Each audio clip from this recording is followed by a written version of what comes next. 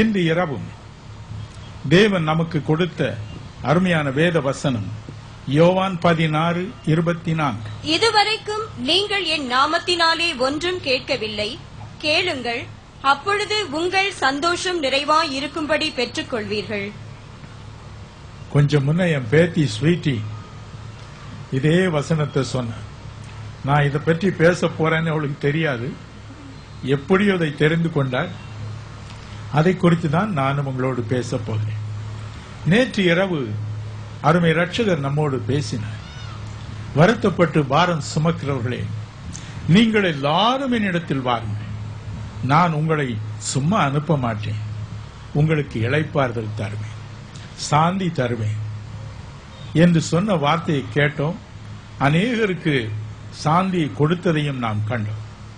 இன்று இரவு அவர் நமக்கு கொடுக்கும் அடுத்த அழைப்பு, கேளுங்கள், அப்பொழுது உங்கள் சந்தோஷம் நிறைவாய் இருக்கும்படி நிச்சயமாய் மெய்யாய் பெற்றுக் கொள்வீர்கள். இன்று இரவு அவர் நமக்கு கொடுக்க வந்திருக்கிறார். என் அன்பிற்குரியவர்களே, எப்படிப்பட்ட சூழ்நிலையில் தேவன் இந்த வார்த்தைகளை பேசினார் என்பதை கொஞ்சம் கவனிப்போம். யோவான் 13:33 அருமை ரட்சகர் தன் சீடர்களை பார்த்து கடைசியாக சொன்ன ஒரு வார்த்தை, என் அன்பு பிள்ளைகளே, இன்னும் கொஞ்ச காலம்தான், அதன் பிறகு நீங்கள் என்னை காண மாட்டீர்கள், நீங்கள் என்னை ஆவலோடு தேடுவீர்கள், ஆனால் தேடி நான் இருக்கும் இடத்திற்கு நீங்கள் வரக்கூடாது என்ற இந்த வார்த்தைகளை அவர் சொன்ன பொழுது உள்ளம் சுக்குநூறாக உடைந்தது. யோவான் 16:6-22 என்ற 2 வசனங்களை வாசிக்கும் பொழுது அருமை ரட்சகர் தாமே அவரிடம் சொல்கிறார், நான் இப்படி சொன்னதினால் உங்கள் இருதயம் துக்கத்தினால் நிறைந்திருக்கிறது. இந்த வார்த்தைகளை நான் சொன்னதினால் உங்கள் இருதயம் துக்கத்தினால் நிறைந்திருக்கிறது. ஆனால் ஒரு காரியத்தை நான் சொல்லி போகட்டும், நான் போன பிறகும் கூட எப்பொழுதும் உங்கள் அருகில் இருக்கிறவராகவே நான் காணப்படுவேன். எப்பொழுதாவது உங்களுக்கு ஏதாவது தேவைப்பட்டால் உடனே என்னிடத்தில் என் பெயரை சொல்லி கேளுங்கள், அப்பொழுது உங்கள் சந்தோஷம் நிறைவாய் இருக்கும்படி நீங்கள் பெற்றுக் கொள்வீர்கள். இந்த வசனத்தின் ஆரம்பத்திலே அவர் சொல்கிறார், இதுவரைக்கும் நீங்கள் என் நாமத்தில் ஒன்றும் கேட்கவில்லை. ஏன் இதுவரைக்கும் கேட்கவில்லை? வேதம் சொல்கிறது, யோவான் 13:33, யோவான் 21:5 இந்த 2 வசனங்களிலும் அருமை ரட்சகர் தன் சீடர்களை அழைக்கும் பொழுதெல்லாம் பிள்ளைகளே என்றுதான் அழைத்தார். குறிப்பாய் ஆங்கில வேதாகமம் சொல்லுகிறது, யோவான் 13:33 என் சிறு பிள்ளைகளே, மை லிட்டில் சில்ட்ரன். என்ன அன்பு பாருங்கள். லூக்கா 22:35 அவர்களை பார்த்து ஒரு கேள்வி கேட்டார், இந்த 3.5 ஆண்டுகளில் நீங்கள் என்னோடு இருந்தீர்கள், உங்களுக்கு ஏதாவது குறைவுபட்டதா என்று. அவள் சொன்னார்கள், ஒன்றும் குறைவாயிருந்ததில்லை.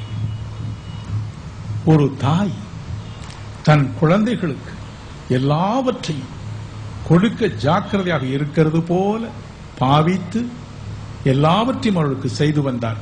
எனவே அது வரைக்கும், அவரோடு கூட அவள் இருக்கும் வரைக்கும் எதையும் கேட்க வேண்டிய ஒரு நிர்பந்தம் அவளுக்கு வரவே இல்லை.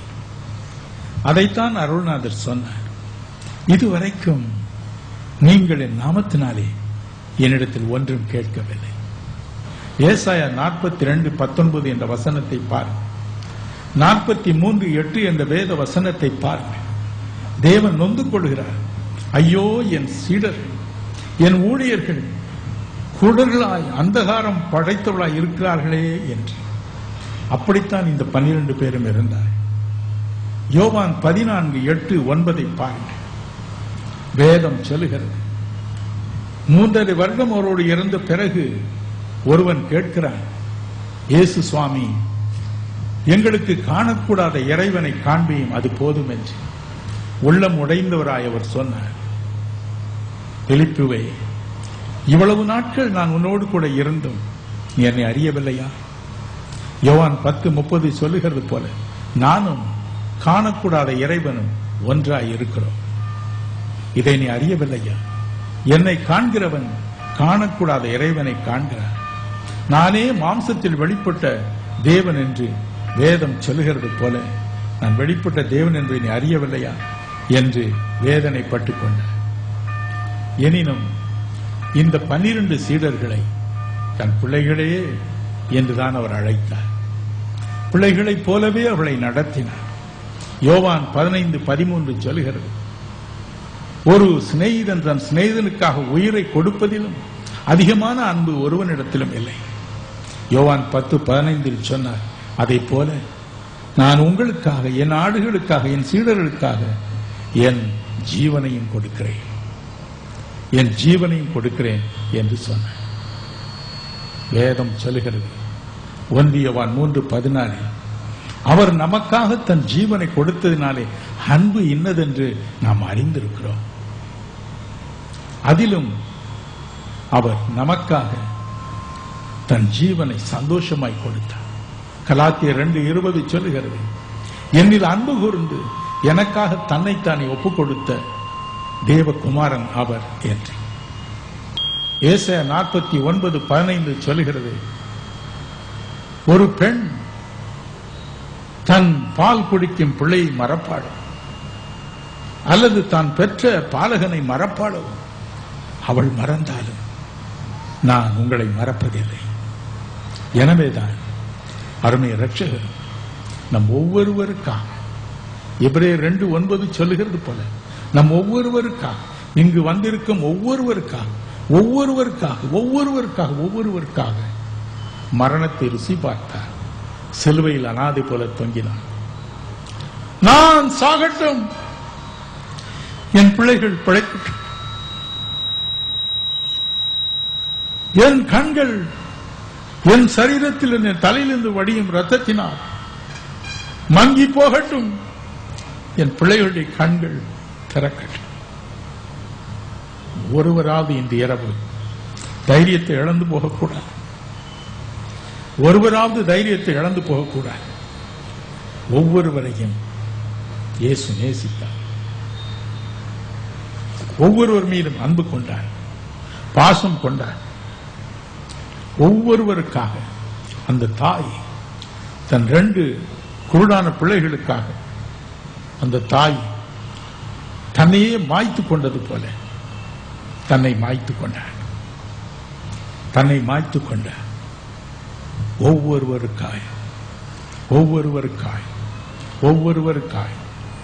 ஒவ்வொருவரும் தைரியத்தை என்று இருதயத்தில் தரித்துக்கொள். உள்ளத்தின் ஆழத்தில் சொல்லுங்கள், ஆல்பர்ட், உனக்காய் இயேசு தன் உயிரை கொடுத்தார். மேரி, உனக்காகத்தான் இயேசு என்று பரிதாபமாய் தொங்கினார். உனக்காக நாம் ஒவ்வொருவரும் என்று நம்மை தைரியப்படுத்திக் கொள்வோம். நமக்காக அவர் தன் ஜீவனையை கொடுத்தார். ஜீவனை கொடுத்த அவர் மற்ற காரியங்களை நமக்கு தரமாட்டார். இதுவரைக்கும் நீங்கள் நாமத்தில் ஒன்றும் கேட்கவில்லை, கேட்க வேண்டிய அவசியம் உங்களுக்கு வரவில்லை. ஆனால் இனிமேல் ஏதாவது உங்களுக்கு தேவைப்பட்டால் கேளுங்கள், நான் கொடுப்பேன். என் ஜீவனை கொடுத்த நான் உங்களுக்கு எல்லாவற்றையும் கொடுப்பேன். இரண்டாவது அவர் சொன்னார், இப்பொழுது கேளுங்கள், உங்கள் சந்தோஷம் நிறைவாயிருக்கும்படி பெற்றுக்கொள்வீர்கள். இதுவரைக்கும் நீங்கள் கேட்கவில்லை, இனி கேளுங்கள், கேட்டு பாருங்கள். லூக்கா 11:9-10 சொன்னார், கேளுங்கள், அப்பொழுது பெற்றுக்கொள்வீர்கள். கேட்கிறவன் எவனும் பெற்றுக்கொள்கிறான். கேட்கிறவன் எவனும் பெற்றுக்கொள்கிறான். கேட்கிற எந்த பெண்ணும் பெற்றுக்கொள்கிறான். கேட்கிற எந்த வாலிபனும், எந்த வாலிப பெண்ணும், எந்த குழந்தையும் பெற்றுக்கொள்கிறான். பெறுவாள் என்று இல்லை, பெற்றுக்கொள்வார். இன்று இரவு நாம் பெற்றுக்கொள்ளப் போகிறோம். அவரிடம் நாம் சொல்ல போகிறோம், நீர்தான் கேட்கும்படி சொன்னீர், கேட்கிறேன். அவரும் சந்தோஷமாய் கொடுப்பார். எபிரேயர் 6:18 சொல்கிறது, அவர் பொய்யுரையாத தேவன். எதையெல்லாம் நாம் கேட்கலாம்? யோவான் 14:14 பாருங்கள். அது என்ன சொல்கிறது? தயவு செய்து கேளுங்கள், இன்பமான வசனம். என் நாமத்தினாலே நீங்கள் எதை கேட்டாலும் அதை நான் செய்வேன். நீங்கள் எதையும் கேட்கலாம். அடுத்து 1 யோவான் 5:14-15 தேவன் என்ன சொல்கிறார்? யோவான் 1:5-14-15. நாம் எதையாகிலும் அவருடைய சித்தத்தின்படி கேட்டால் அவர் நமக்கு செவி கொடுக்கிறார் என்பதே அவரை பற்றி நாம் கொண்டிருக்கிற தைரியம். நாம் எதை கேட்டாலும் அவர் நமக்கு செவி கொடுக்கிறார் என்று நாம் அறிந்திருந்தோமானால் அவரிடத்தில் நாம் கேட்டவைகளை பெற்றுக் கொண்டோம் என்று அறிந்திருக்கிறோம். நாம் எதை கேட்டால் அதை அவர் கொடுக்கிறார் என்று அறிந்திருந்தால் பெற்றுக்கொள்ளும். எனக்கு அன்பானவர்களே, நாம் என்னத்தை கேட்கப் போகிறோம்? நம்முடைய தேவைகளைத்தான் கேட்கப் போகிறோம். பிலிப்பியர் 4:19 தேவன் சொல்கிறார், என் தேவன் தம்முடைய ஐசுவரியத்தின்படி உங்கள் குறைவுகளை எல்லாம் கிறிஸ்து இயேசுவுக்குள் மகிமையிலே நிறைவாக்குவார். இன்று நாம் வந்திருப்பது நம்முடைய தேவைகளை கேட்க. யாக்கோபு 4:3 சொல்கிறது, தன் இச்சையை நிறைவேற்ற வேண்டும் என்று கேட்கிறவன் ஒரு நாளும் பெற்றுக்கொள்ள மாட்டான். தேவையற்ற காரியங்களை, அவசியமற்ற காரியங்களை கேட்டால் நாம் பெற மாட்டோம், அவரும் தரமாட்டார். இது இவனுக்கு அவசியமில்லை, என் மகனுக்கு மகளுக்கு அவசியமில்லை என்று கொடுக்க மாட்டார். ஆனால் நாம் தேவைகளை கேட்கும் பொழுது நிச்சயமாகவே கொடுப்பார். அவருடைய இருதயம் எப்படிப்பட்ட இருதயம்? என் அன்பிற்குரியவர்களே, ஒரு ராஜாவின் இருதயம் எப்படிப்பட்டதான்? எஸ்தர் ராஜாத்தின் புஸ்தகம் பார், 5:3-6. எஸ்தர் 7:2 3 வசனங்களை பார். அகாஸ்வேரு எனும் ராஜா ராஜாதி ராஜனாய் சிங்காசனத்தில் வீற்றிருந்தார். ஆனால் அவனுடைய ராஜாத்தி எஸ்தர் அவனிடம் போன பொழுது அவன் கேட்டான், எஸ்தர் ராஜாத்தியே, உனக்கு என்ன வேண்டும்? நீ ராஜ்யத்தில் பாதியை கேட்டால் நான் கொடுக்க ஆயத்தம் என்று சொன்ன. ராஜ்யத்தின் பாதி. நீ எதை கேட்டால்? மார்க்கு 6:23 பாருங்கள். ஏரோது என்னும் அரசனும் கூட தன் மகளை பார்த்து அப்படித்தான் சொன்னான், உனக்கு என்ன வேண்டும்? ராஜ்யத்தின் பாதி மட்டும். நீ எதை கேட்டாலும் அது உனக்கு கிடைக்கும். ஒரு ராஜா அப்படி சொல்கிறான்.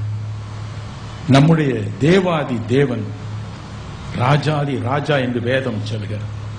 1 தீமோத்தேயு 6:15 பாருங்கள். இன்று நாம் யாரிடம் ஜெபிக்க வந்திருக்கிறோம்? ராஜாதி ராஜாவிடம் ஜெபிக்க வந்திருக்கிறோம். அகாஸ்வேரு ராஜாவிடம் அல்ல, ஏரோது ராஜாவிடம் அல்ல, ராஜாதி ராஜாவிடம் வந்திருக்கிறோம். 1 தீமோத்தேயு 6:15, வெளிப்படுத்தின விசேஷம் 19:16 2 வசனங்களும் அப்படி கூறுகின்றன. அவர் ராஜாதி ராஜா. எனவே இன்று இரவு நீங்கள் எதை கேட்டாலும் நான் அதை கொடுக்க ஆயத்தம் என்று தேவன் சொல்கிறார். நீங்கள் ஒரு வேளை சொல்லலாம், அங்கிள் நான் 10 வருஷம் ஜெபிச்சேன் அங்கிள். சிலர் சொல்லலாம், நான் 30 வருஷம் ஜெபம் பண்ணியிருக்கிறேன் சார். சிறு பிள்ளைகள் சொல்லலாம், தாத்தா 1 வருஷமா ஜெபிச்சிருக்கிறேன் தாத்தா. நாளை காலையில் நடக்க போகும் கூட்டத்தை பற்றி என் மகன் பால் சொன்னார். என் மகள் இவாஞ்சலின் நாளை காலை ஒரு சிறப்பு கூட்டத்தை வாலிபர்களுக்கென்று நடத்தப் போகிறார். யாவரும் வரலாம். தேவன் அவளுக்கு கொடுத்திருக்கிற ஒரு இரக்கம், ஒரு தயவு, ஒரு கிருபை. அவள் இறுதியில் பிரார்த்தனை செய்யும் பொழுது பரிசுத்த ஆவியானவர் மழை போல இறங்குகிறார். உடனுக்குடன் வாலிபர்கள், வாலிப பெண்கள், வயோதிபர் அபிஷேகம் பெறுகிறார்.